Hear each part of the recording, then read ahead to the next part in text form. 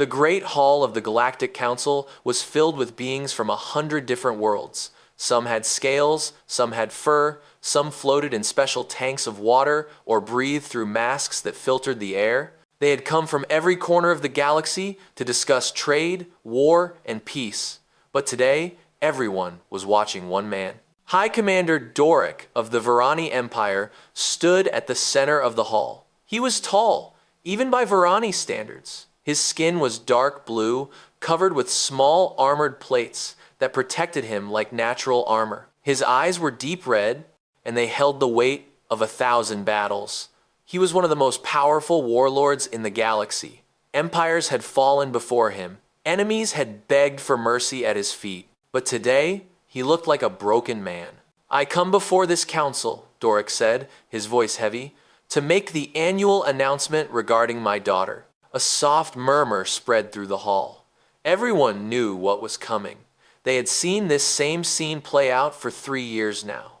Some watched with pity, others watched with cruel amusement. "Lady Yuri of House Doric remains unbonded," the commander continued.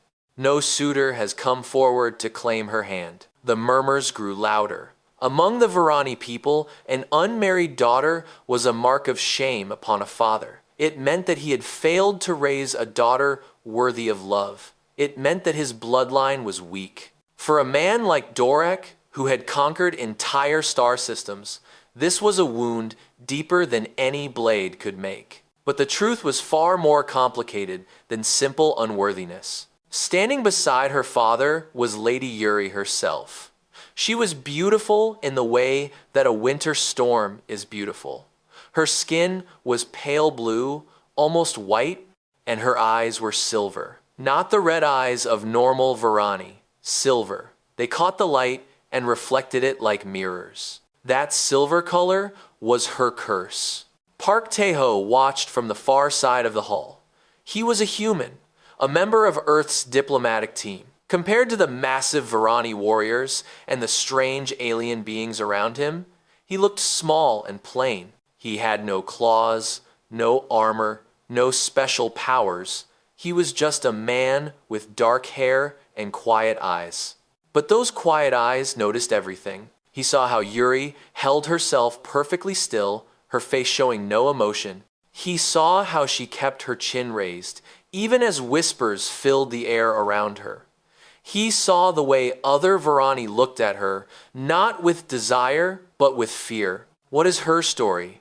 Taeho asked softly. The alien beside him, a traitor from a nearby system, leaned closer. "You do not know? She is silver-blooded, born with the curse." Curse? The Varani believe that those born with silver blood carry death within them. Any male who bonds with a silver-blooded female will die within 1 year. It has happened before. 3 times in the last 1,000 years, brave warriors tried to marry silver-blooded women. All 3 died before the year ended. Taeho frowned. "That sounds like superstition." The traitor laughed quietly. "Perhaps, but would you risk your life to test it? No one else will. She will die alone, unmarried, and her father will carry that shame to his grave." The council moved on to other business, trade agreements, border disputes, the usual matters of galactic politics. But Taeho could not focus on any of it. His eyes kept returning to the pale woman standing silently beside her father. There was something in her expression that he recognized. It was not sadness, exactly. It was something deeper. It was the look of someone who had accepted a terrible fate. Someone who had stopped hoping for anything better. He had seen that look before, long ago, in a mirror. When the session ended, the delegates began to leave. Taeho watched as Doric walked out with heavy steps, his daughter following behind him. Other Varani moved away from them, keeping their distance as if Yuri carried a disease. One young Varani warrior made a comment as she passed. Taeho could not hear the words, but he saw Yuri's step falter for just a moment. Then she straightened her back and kept walking. She never looked back. She never showed any reaction. But Taeho saw her hands hidden in the folds of her robe. They were trembling. That night, Taeho could not sleep.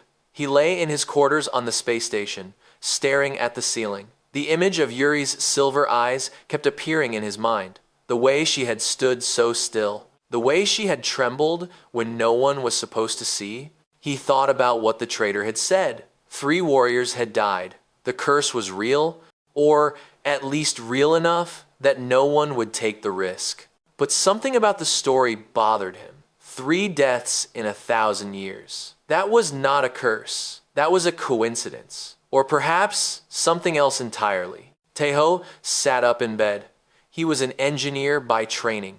He believed in facts and evidence. He believed that every problem had an explanation if you looked hard enough. What if the curse was not magic? What if it was science? He walked to his computer terminal and began to search. He looked for everything he could find about the Varani, their biology, their history, their beliefs about silver blood. The information was limited. The Varani were a proud and private people. They did not share their secrets with outsiders, but Taeho found enough to make him curious. Silver blood was caused by a genetic mutation. It was rare, appearing perhaps once in 10,000 births. Those who had it were physically healthy. In fact, some records suggested they were stronger and lived longer than normal Varani. So why did their mates die? Taeho leaned back in his chair. Outside his window, stars drifted slowly past. Somewhere out there, on a ship heading back to the Varani homeworld, a woman with silver eyes was preparing to spend another year alone. He did not know why he cared. He had never spoken to her. He did not even know the sound of her voice. But something about her situation felt wrong to him. It felt like a problem that needed to be solved. And Park Tae-ho had never been able to walk away from a problem. He made a decision. Tomorrow, he would start asking questions. He would find someone who knew more about the Varani and their customs. He would learn the truth about the curse of silver blood. It was probably nothing. It was probably just curiosity. But deep in his heart, in a place he did not yet understand, something had already begun to change. He had seen a woman standing alone, and he could not forget her. The lower markets of the Galactic Trade Hub never slept.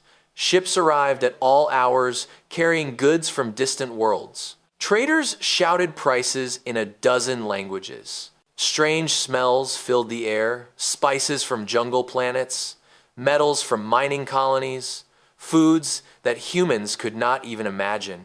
This was where Taeho came to find answers. He walked through the crowded streets, past stalls selling weapons and clothing and things he could not identify. He was looking for one man, a human who had lived among aliens for longer than most people had been alive. He found him in a small bar at the edge of the market.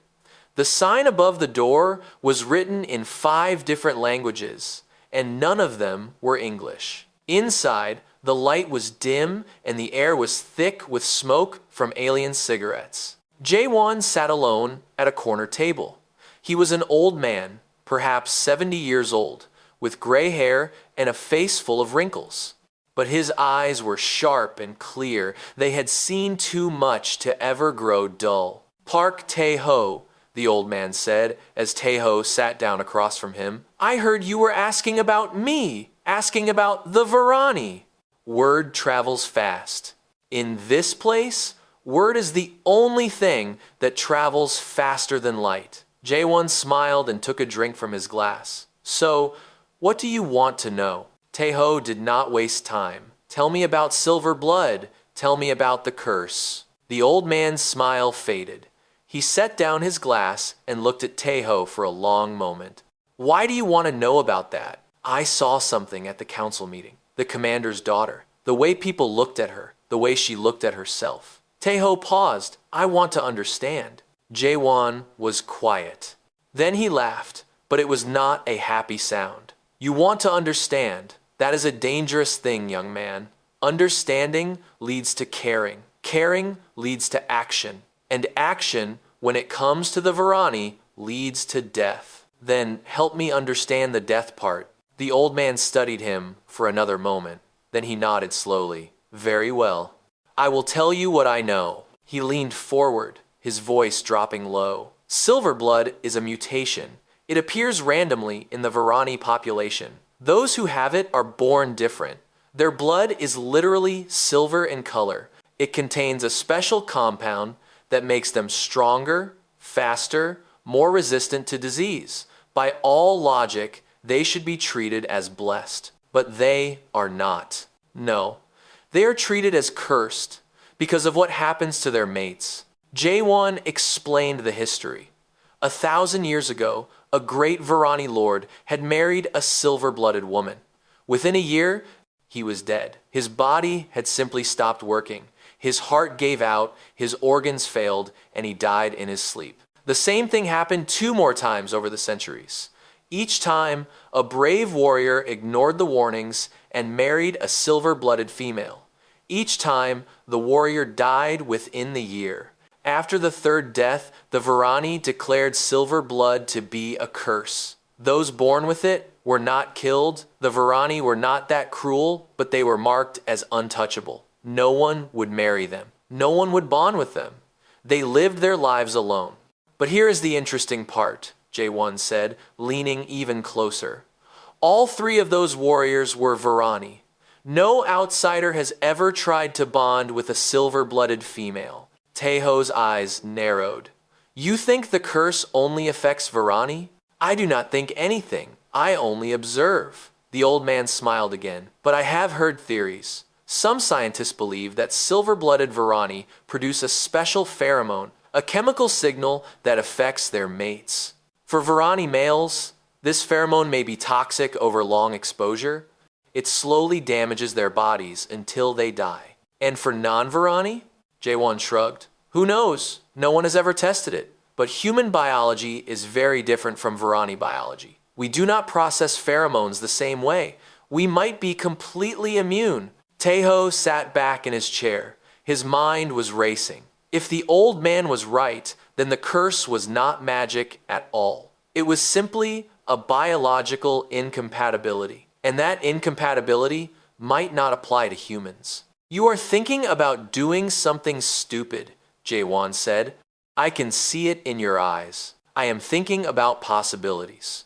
Those are the same thing. The old man finished his drink and stood up. Let me give you some advice, young man. I have lived in this galaxy for 50 years. I have seen humans try to be heroes. Most of them are dead now. The galaxy does not reward courage. It punishes it. Then why do you stay here? J1 paused. For a moment, something old and sad passed across his face. Because someone has to remember what courage looks like. Even if it is foolish. He put a hand on Teho's shoulder. Be careful. Whatever you are planning, be very careful. Then he was gone, disappearing into the crowded market. Teho sat alone for a long time. He thought about what he had learned. He thought about possibilities and risks. He thought about a woman with silver eyes who had never known anything but loneliness. When he finally returned to his quarters, he found Captain Subin waiting for him. She was a fellow human, a military officer assigned to the same diplomatic mission. They had known each other for years. Where have you been? She asked. I have been looking for you all day, asking questions. About what? Teho did not answer. He walked to his computer and began pulling up medical research. Human and alien biological compatibility studies, pheromone interaction reports, everything he could find. Subin watched him work. Her expression grew more worried with each passing minute. Teho, she said slowly, what are you doing? Research. Research about what? He finally looked at her. Do you remember the Varani commander's daughter? The one they say is cursed? Subin's face went pale. No, no, no, no. You cannot be serious. I am always serious. This is insane. You saw those Varani warriors. They are twice your size. They have claws and armor, and they have been fighting since before humans invented fire. If they are afraid of something, you should be terrified. Teho smiled. It was a quiet smile. the kind that worried Subin more than any argument could. They are afraid because they do not understand, he said. But I am starting to understand, and that changes everything. Subin stared at him. She could see that his mind was already made up. She had known this man for years, and she knew that look in his eyes. You are going to get yourself killed, she said. Maybe, Teho admitted, but I would rather die trying to help someone than live knowing I did nothing. He turned back to his research. Behind him, Subin shook her head, but she did not leave. She pulled up a chair and sat down beside him. Fine, she said. If you are going to be an idiot, at least let me help you be a smart idiot. For the first time that day, Teho laughed. The Varani homeworld was a place of harsh beauty. Mountains rose like black teeth against a red sky. Rivers of dark water cut through valleys of purple stone.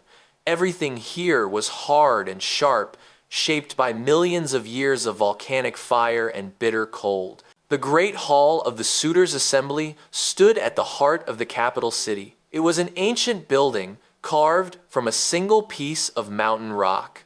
Torches burned along the walls, casting dancing shadows across the faces of 100 Varani nobles. Teho stood at the back of the hall. He was the only human in the room, the only soft-skinned, clawless, defenseless creature among warriors bred for war. He could feel their eyes on him, curious and contemptuous. He did not care. He had not come here for them.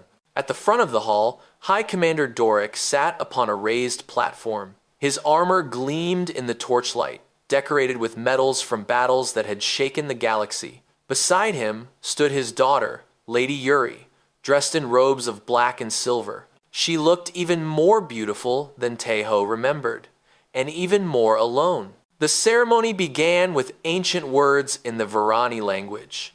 Teho had spent weeks studying the language, learning the customs, preparing for this moment. He understood most of what was said. The priest, an old Varani called Elder Morak, spoke of tradition and honor. He spoke of the sacred bond between male and female. He spoke of the duty of warriors to continue their bloodlines. Then he turned to the assembled nobles. Let any male who wishes to claim the hand of Lady Yuri step forward now, Morak announced. Let him prove his worth and take his place beside her. Silence filled the hall. Teho watched the faces of the Varani nobles. Some looked away, embarrassed. Others smiled with cruel satisfaction. None of them moved. None of them spoke. Doric's hands tightened on the arms of his chair. His red eyes burned with shame and anger, but he said nothing.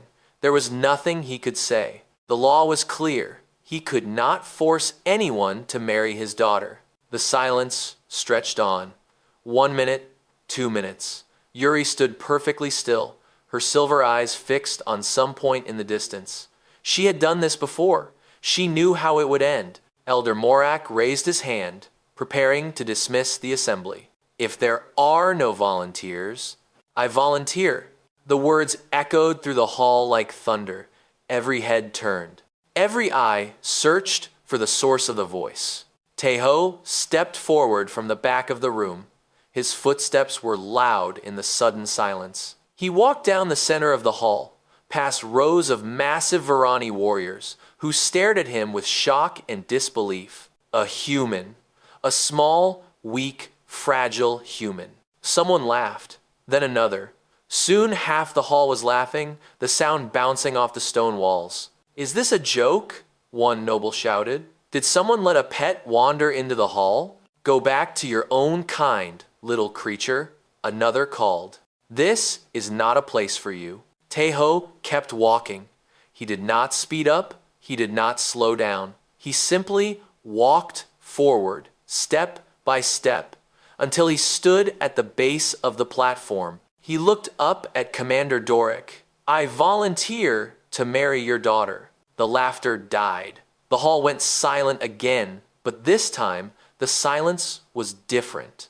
It was the silence of shock turning to anger. Elder Morak stepped forward, his old face twisted with outrage. This is an insult! A human cannot participate in our sacred traditions.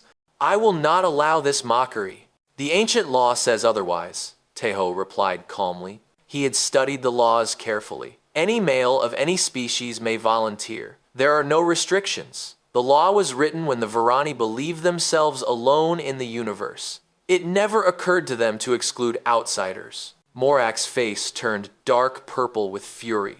He turned to Dorak. Commander, surely you will not permit this? Dorak had not moved. He sat in his chair, staring at the human before him. His expression was unreadable. Is what he says true? Dorak asked. Morak hesitated. Technically, yes. But then the law is clear. Dorak's voice was heavy. I cannot refuse a volunteer without forfeiting my honor. Not even a human volunteer. The hall erupted in angry voices. Nobles shouted protests. Warriors called for the human to be thrown out. But Dorak raised his hand, and slowly, reluctantly, the hall fell quiet. You understand what you are doing? Dorak asked Teho. You understand that you will die? I understand what the stories say, Teho replied. I do not believe them. Your belief does not matter. The curse is real. Then I will prove it wrong. For a long moment, father and human stared at each other. Then Dorak nodded slowly. Very well. If you wish to throw your life away, I cannot stop you. But you must first pass the 3 trials: strength, wisdom, and endurance. If you fail, you will be sent away in disgrace. If you succeed, he paused. If you succeed, you may marry my daughter. I accept. Dorak gestured, and servants came forward to lead Teho away. But before he left, he looked up at the platform one more time. Yuri was staring at him. Her silver eyes were wide, her lips slightly parted. She looked like someone who had just seen the impossible happen. Teho met her gaze. He did not smile, he did not speak. He simply nodded once, a small gesture that no one else in the hall seemed to notice. Then he turned and walked away. Behind him, the Varani nobles began arguing among themselves. Some demanded that the law be changed. Others insisted that the trials would kill the human anyway. Elder Morak knelt in prayer, asking the ancient gods to strike down this insult to their traditions. But Dorak remained silent. He watched the human disappear through the doorway, and for the first time in many years, something stirred in his chest. It was not hope, not exactly. It was something smaller and more fragile. A question: what if the human survived? On the platform beside him, Yuri had not moved. She was still staring at the empty doorway, her hands trembling beneath her robes. No one had ever stepped forward for her.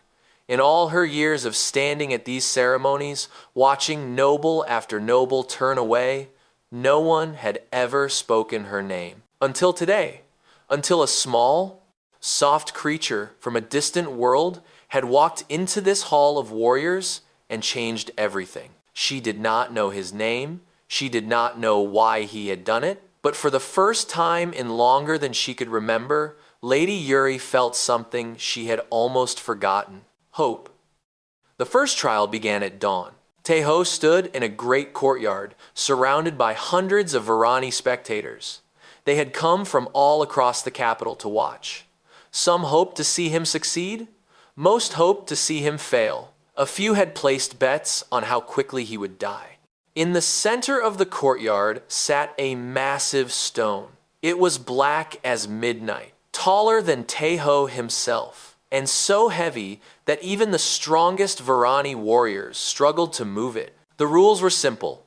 Move the stone from its current position to a marked circle 10 meters away. Elder Morak stood nearby, his thin lips curled in satisfaction. The trial of strength, he announced. Let us see what power lies in those weak human arms. Teho walked around the stone slowly. He studied it from every angle. He pressed his hands against its surface, feeling its texture and weight. The Varani watched with amusement. Did the human think he could find a secret passage through solid rock? But Teho was not looking for a secret passage. He was looking for something else entirely. There, on one side of the stone, near the bottom, there was a slight curve. The stone was not perfectly flat. It was shaped like a giant egg, with one end slightly narrower than the other. He knelt down and began digging at the dirt around the stone's base. The Varani laughed. Was he trying to dig a tunnel? Did he think he could bury it instead of moving it? Teho ignored them. He kept digging until he had cleared away the dirt on one side. Then he stood up, walked to the opposite side, and pushed. At first, nothing happened. Then, slowly, the stone began to move. Not forward, but around. It was rotating on its curved bottom, spinning like a top being started by a child. Teho pushed harder. The stone turned faster, and as it turned, it began to roll. Slowly at first, then faster, moving across the courtyard toward the marked circle. The laughter died. The crowd fell silent. They watched in disbelief as this small human guided the massive stone across the courtyard, using nothing but physics and patience. When the stone finally rolled into the circle, Teho stepped back and wiped the sweat from his face. "The trial is complete," he said. Elder Morak's face had turned pale. He opened his mouth to protest, to claim that this was cheating, but he could not find the words. The rules said only that the stone must be moved. They did not say how. Commander Doric, watching from a balcony above, allowed himself a small smile. The second trial took place that afternoon. Teho was brought to a small room deep within the palace. On a table before him sat a complex puzzle lock. It was a box made of interlocking metal pieces, covered with symbols and switches. Inside the box was a single gem. If he could open the box and retrieve the gem, he would pass the trial. "The trial of wisdom," Morak announced. "This puzzle has never been solved in less than 1 hour. Most who attempt it take 3 or 4. Some never solve it at all." Teho sat down and studied the box. He did not touch it at first. He simply looked. The symbols on the surface were old Varani writing. He had studied some of it during his preparation, but not all. Still, he recognized patterns, numbers, sequences, mathematical relationships hidden in ancient text. He began to work. His fingers moved across the surface, pressing switches in careful order. Metal pieces shifted and clicked. The box seemed to fight against him, resetting when he made wrong moves, locking down when he pushed too fast. But Teho was patient. He was an engineer. He had spent his entire life solving puzzles that others said were impossible. 20 minutes later, the box opened with a soft click. The gem inside glittered in the lamplight. The Varani officials who had been watching stood frozen. One of them quietly checked his timepiece, as if unable to believe what it told him. 20 minutes, he whispered. He solved it in 20 minutes. Elder Morak said nothing. His hands had begun to shake. The third trial began at sunset. They took Teho to the edge of a vast wilderness outside the city. The land here was wild and dangerous, filled with predators that had evolved to hunt Varani warriors. Creatures with claws like swords and teeth like daggers, monsters that could smell fear from miles away. "The trial of endurance," Morak announced, and this time there was eagerness in his voice. "You must survive 1 night in this wilderness. If you are still alive when the sun rises, you will have passed." The guards pushed Teho forward. He stumbled into the darkness, the city gates closing behind him. For a moment, he stood alone in the silence. The red moon hung overhead, casting everything in bloody light. Somewhere in the distance, something howled. Teho took a deep breath and began to move. He did not run. Running would attract attention. Instead, he walked carefully, staying low, using the rocks and plants for cover. He had studied the wildlife of this region. He knew what hunted here and how they hunted. The first predator found him after 2 hours. It was a massive creature, all muscle and hunger, with 6 legs and a mouth full of teeth. It circled him slowly, trying to decide if this strange, small creature was worth eating. Teho did not panic. He had prepared for this. He reached into his pocket and pulled out a small container. Inside was a paste he had made from local plants, mixed according to information he had gathered from old Varani hunting manuals. The paste smelled terrible to human noses, but to the predator, it smelled like something far worse. It smelled like death. The creature backed away, confused. This prey smelled wrong. It smelled dangerous. Better to find easier food. Teho continued on. Throughout the night, he used every trick he knew. He built small fires to keep away the cold-blooded creatures that feared heat. He climbed trees to avoid the things that hunted on the ground. He set simple traps to warn him when something was approaching.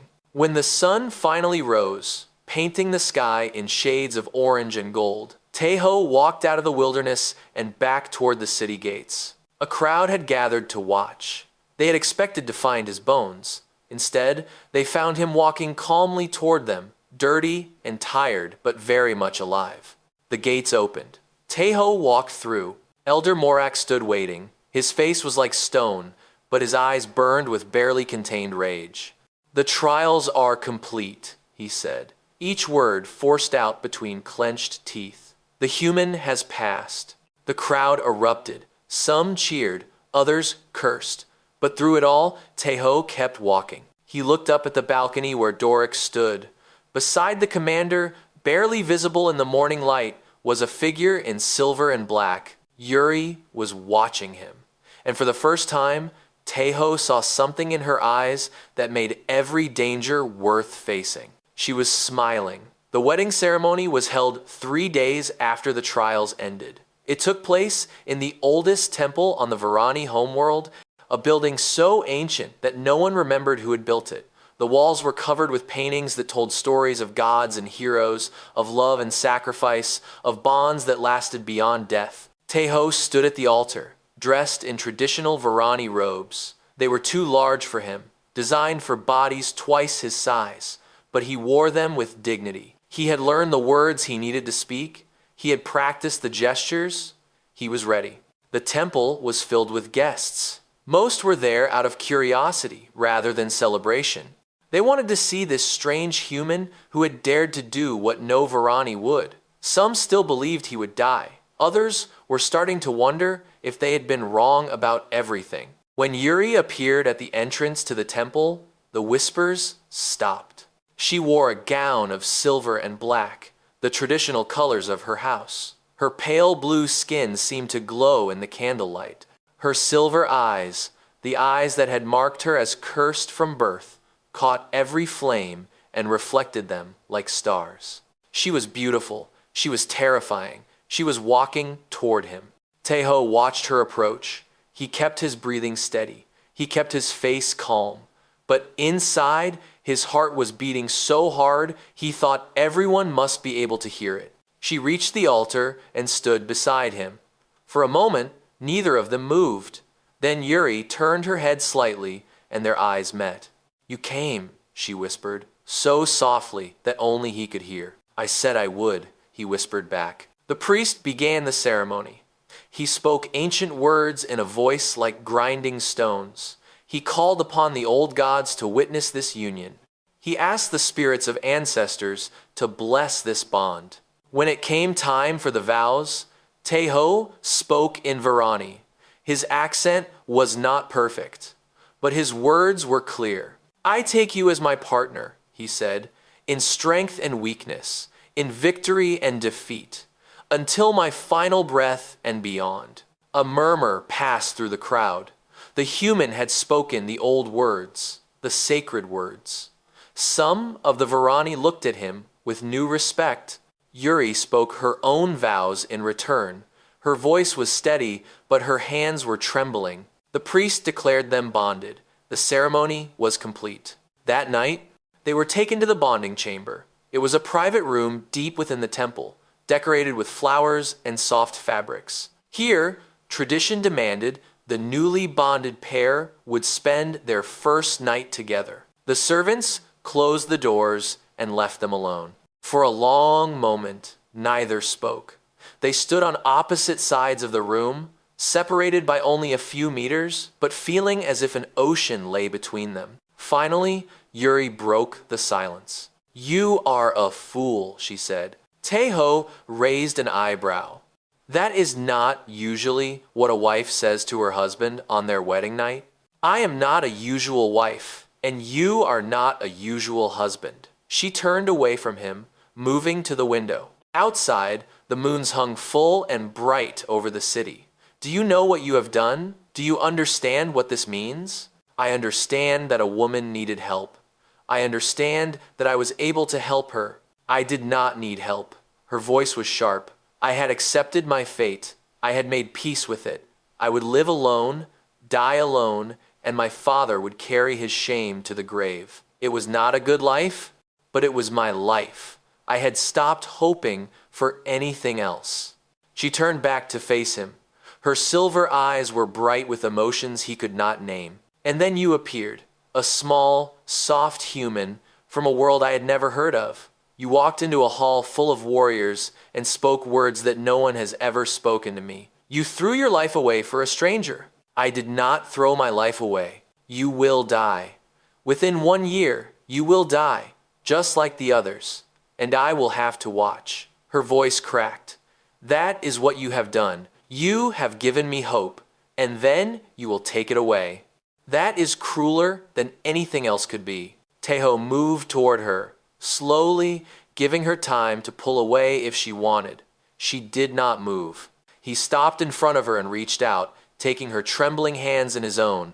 Listen to me, he said softly. I am not a fool. I did not come here without thinking. I spent weeks researching your biology, your history, your so-called curse. Do you know what I found? She said nothing, but her eyes were fixed on his face. The curse is not magic. It is a chemical. Your silver blood produces a pheromone that affects Varani males. Over time, with close exposure, it weakens their bodies. That is why the 3 warriors died. They were Varani, and their biology could not handle the exposure. And you think human biology is different? I know it is different. Humans do not process Varani pheromones the same way. I have studied the research. I have run the numbers. The compound that kills Varani males is completely harmless to humans. Yuri stared at him.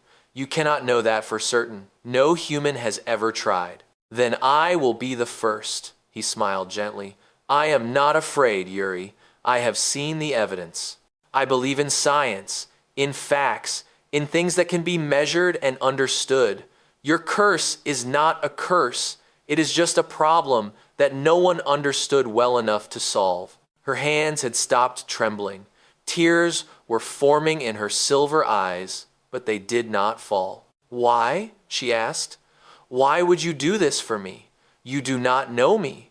We have never spoken before today. Why would you risk everything for a stranger? Teho was silent for a moment. Then he spoke, his voice soft and honest. Because I saw you standing alone, because no one else was brave enough to stand beside you. Where I come from, we have a saying. A person's worth is measured by how they treat those who cannot help them. You could not help me in any way. You had nothing to offer me, but that did not matter. What mattered was that you needed someone, and I could be that someone. The tears finally fell. They ran down Yuri's pale cheeks like rivers of starlight. She leaned forward and rested her head against his chest. He wrapped his arms around her, holding her gently. I am afraid, she whispered. I know, he said, but you are not alone anymore. Whatever happens, you will never be alone again. They stood like that for a long time, 2 strangers from different worlds, holding each other in the darkness. Outside, the moons continued their slow journey across the sky, and somewhere in the city below, whispers were already spreading about the human who had married the cursed princess. The year of waiting had begun. The first month was the hardest. Every morning, servants came to check on Teho. They examined him for signs of weakness. They asked him questions about his health. They watched his hands for trembling, his face for paleness, his movements for the first signs of the curse taking hold. Elder Morak sent physicians to examine him every week. The old priest was certain that death was coming. He prayed openly in the temple, asking the gods to prove that the ancient beliefs were true. He told anyone who would listen that the human was already dying, that it was only a matter of time. But Teho did not die. As the weeks passed, he grew stronger rather than weaker. He learned Varani combat forms from the palace guards. His body, soft and fragile by Varani standards, developed muscles he had never had before. He was still small compared to the warriors around him, but he moved with a confidence that had not been there before. And he was happy. Yuri watched him with wonder. She had spent her entire life being feared and avoided. Now she had someone who sat beside her at meals, who walked with her through the gardens, who looked at her without flinching. At first, she kept her distance. She was still afraid. She still believed in some deep part of herself that the curse was real and that she would watch him die just like the others. But Teho was patient. He did not push her. He did not demand anything. He simply stayed beside her day after day, showing her through actions what words could never prove. By the third month, they were talking, really talking. He told her about Earth, about its blue skies and green forests, about oceans that stretched from horizon to horizon. She told him about her childhood, about growing up in a palace where everyone was afraid to touch her, about nights spent alone watching the stars and wishing she could fly away. By the 6th month, she laughed for the first time. It happened in the palace gardens. Teho was trying to explain a human joke, something about a chicken and a road. The translation did not work well in Varani, and his attempt to explain it only made things worse. He stumbled over words, made mistakes, got confused by his own story, and Yuri laughed. A real laugh, bright and surprised, as if it had escaped from somewhere deep inside her that she had forgotten existed. She covered her mouth immediately, startled by her own sound. But Teho was smiling at her, his eyes warm, and she found herself laughing again. It was the most beautiful sound he had ever heard. Commander Doric noticed the changes in his daughter. For years, he had watched her move through life like a ghost, present but not truly alive. Now there was color in her cheeks, light in her eyes, a softness in her voice that he had never heard before. He did not know what to think about the human who had caused these changes. At first, Doric had been certain that Teho was simply mad. No sane person would walk into certain death, especially not for a stranger. But as the months passed and the human remained healthy, Doric began to wonder. One evening, he came to visit them. He found Teho in the garden practicing with a wooden training sword. The human's form was terrible by Varani standards, but his determination was impressive. "You will never be a warrior," Doric said. Teho lowered the sword and turned to face him. "I do not want to be a warrior. I just want to understand." "Understand what?" "Everything," Teho smiled. "Your people, your customs, your daughter. How can I be a good husband if I do not understand?" Doric was silent for a moment. Then, slowly, he reached out and took the training sword from Teho's hands. "Your grip is wrong," he said. "Here, let me show you." From that day forward, Doric visited them regularly. He taught Teho the old warrior songs. He showed him how to hold a blade properly. He told him stories of ancient battles and legendary heroes. In return, Teho taught him about Earth, about human music and food and strange customs. He cooked a human meal for Doric once, using ingredients he had ordered specially from a trading ship. The commander ate it politely, though his face suggested he had tasted better things in battlefield rations. But he finished every bite, and he came back for more. On the last day of the 11th month, Elder Morak made his final move. He appeared before the Council of Nobles and demanded that Teho be examined by the most skilled physicians. He claimed that the human was hiding his illness, that the curse was working slowly, that death was near, even if it could not be seen. The council agreed to the examination. They sent their best doctors to test every aspect of Teho's health. The results came back perfect. Blood pressure, normal. Heart rate, steady. Organ function, excellent. By every measure, Park Tae-ho was in better health than he had been a year ago. Morak was furious. He refused to accept the results. He claimed the doctors were lying, that the human had bribed them somehow, but no one was listening anymore. The year of waiting was almost over. On the night before the anniversary, Tae-ho and Yuri sat together on a balcony overlooking the city. The moons were full, casting silver light across the rooftops and gardens. "Tomorrow," Yuri said softly, "tomorrow will be 1 year." "Yes, and you are still alive." Tae-ho turned to look at her.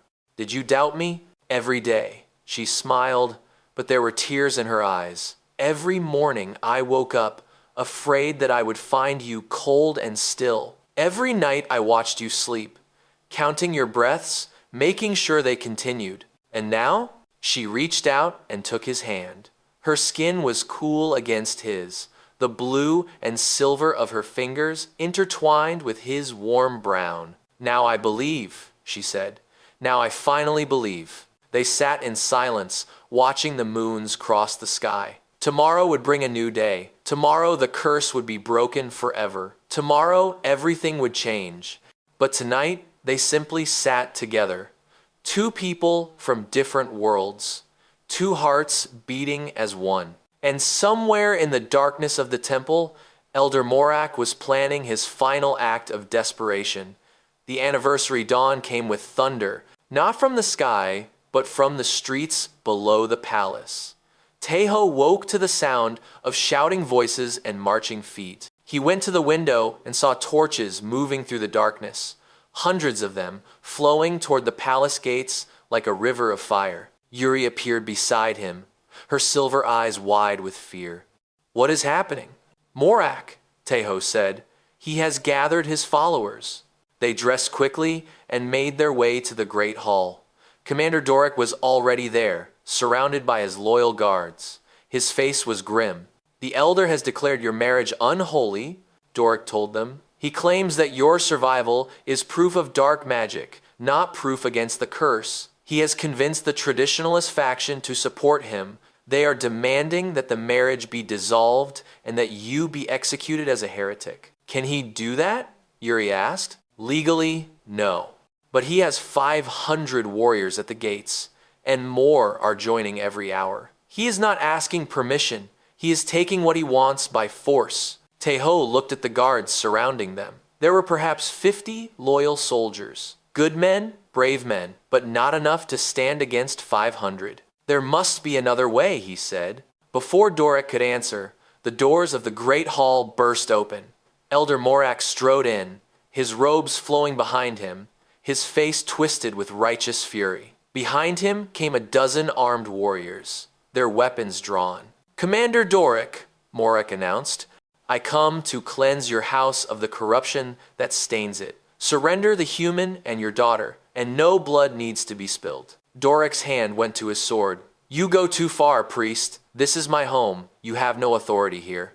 "I have the authority of the gods. I have the authority of tradition, and I have the authority of force." Morak smiled coldly.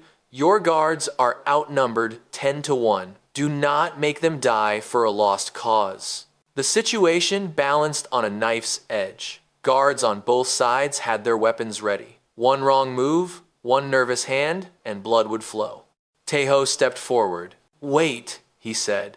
His voice was calm, carrying easily through the tense silence. "Before anyone dies, let me speak." Morak's eyes narrowed. "You have no right to speak, human. You are a corruption that must be purged. I am a man who survived your curse." Tae-ho met the priest's gaze without flinching. "For 1 full year, I have lived beside the woman you say carries death. I have shared her meals, her home, her life, and I stand before you now, healthy and whole. Lies and trickery. Then examine me." Tae-ho spread his arms wide. "Bring your physicians. Bring your priests. Test my blood, my heart, my soul. If you find any trace of dark magic, any sign of deception, I will surrender myself to your judgment." Murmurs spread through the warriors behind Morak. Some of them exchanged uncertain glances. They had come to fight corruption, but the human standing before them did not look like a demon. He looked like an ordinary man making a reasonable offer. "There is no need for tests," Morak insisted. "The ancient texts are clear." The ancient texts were written by people who did not understand science. Teho's voice grew stronger. "They saw death and called it a curse because they could not explain it any other way. But I can explain it. The silver blood produces a chemical that is harmful to Varani males, but harmless to other species. It is not magic. It is biology. And biology can be understood." More murmurs, more uncertain looks. The warriors had been told they were fighting against dark forces, but this human spoke of medicine and science. It was not what they had expected. A young warrior stepped forward from Morak's group. "I want to hear more," he said. "I want to understand." "Silence!" Morak snapped. "You are not here to understand. You are here to obey." "No." Another warrior stepped forward. "We are here because we believed the old ways were being violated. But if the human speaks truth, then perhaps the old ways themselves were wrong." "How dare you question?" "I dare because I am a warrior, not a slave." The young warrior turned to face his companions. "We have all heard the stories. 3 men died from the curse, but those 3 men were all Varani. No outsider has ever tried. This human tried, and he survived. Perhaps the curse was never about sin or punishment.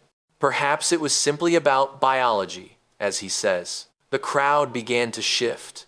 Warriors who had come ready to fight were now talking among themselves, debating, questioning. The certainty that Morak had built was crumbling. Commander Doric saw his opportunity. He stepped forward, placing himself beside Teho. "I have known this human for 1 year," Doric announced. "I have watched him face our trials. I have seen him treat my daughter with honor and kindness. He has proven himself worthy by every measure that matters." He drew his ancestral blade and raised it high. "Any man who stands against him stands against me." The words hung in the air. Commander Doric was one of the most respected warriors in the Empire. His blade had won 100 battles. His word carried weight that even Morak could not match. One by one, warriors from Morak's group stepped forward and knelt. Then more, then more. Within minutes, nearly half the Elders' force had switched sides. Morak stood alone, surrounded by his remaining loyal followers, his face pale with shock and fury. "This is not over," he snarled. "The gods will punish this blasphemy." "The gods have already spoken," Doric replied. "They let the human live. That is all the proof anyone needs." He gestured to his guards. "Escort the elder to the border. He is banished from this city and all my lands. If he returns, he will be treated as an enemy." Morak was dragged away, still shouting curses and prophecies of doom. But no one was listening anymore. 3 days later, a grand ceremony was held in the palace. Before the assembled nobles of the Varani Empire, Commander Doric formally adopted Teho into his clan. It was the first time a human had ever been granted Varani noble status. "You came to us as a stranger," Doric said, placing a medallion around Teho's neck. "You leave this ceremony as my son." The crowd cheered. Among them stood Captain Subin, who had traveled from the trade hub to witness this moment. She was crying, though she would deny it if anyone asked. Teho turned to face the assembly. He had prepared a speech, but looking out at the sea of faces, he found simpler words instead. "I did not come here to break a curse. I came because I saw a woman standing alone, with no one brave enough to stand beside her. Where I come from, we do not abandon people to their loneliness. That is what it means to be human." His words spread across the galaxy. Species who had dismissed humans as weak and unimportant began to whisper something new. These soft creatures, without claws or armor, they were brave in ways that others could not understand. They faced danger not for glory or power, but simply because someone needed help. 6 months later, in a garden filled with silver flowers, Yuri placed her hand over her stomach and told Taeho that he would soon be a father. He stood frozen for a moment, overwhelmed by joy. Then he took her hands in his and smiled. "Then we had better start thinking of names," he said. She laughed, and the sound echoed through the garden like music. Above them, the red sky stretched endless and vast. Somewhere out there, other worlds were watching, other species were learning. The universe was changing, one small act of courage at a time. And it had all started with a human who saw a woman standing alone and refused to look away.